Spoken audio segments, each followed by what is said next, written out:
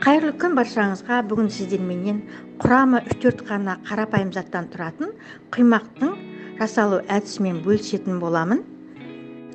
Екі жағы бірдей пісетін, жібектей жұмсақ, өте жұқа, шілтердей әдемі болып шығатын құймақты сізде дайындағыңыз келсе, осы видеоны соңына дейін көріңіздер. Құймақтың жасалу жолы көңіліңізден шығып жатса, лайк, комментарий қалдырыңыздар.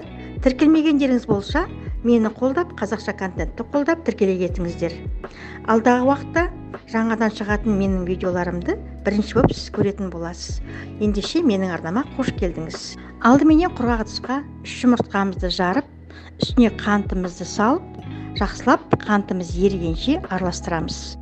Енді үстіне жылы сүтімізді, майымызды құйып, содамызды салып араластырамыз. Сүтіміздің жылы болуы маңызды.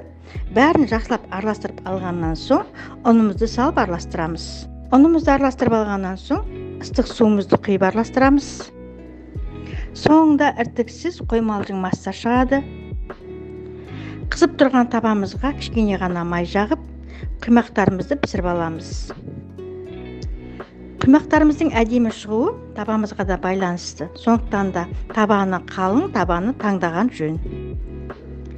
Неге құймақтарымызды пісіріп алдық, екі жағы да қызарып піскен, жұмсақ әрі өте жұқа болып шықты. Видеоны соңына дейін көргендеріңіз үшін көп рахмет, сау болыңыздар.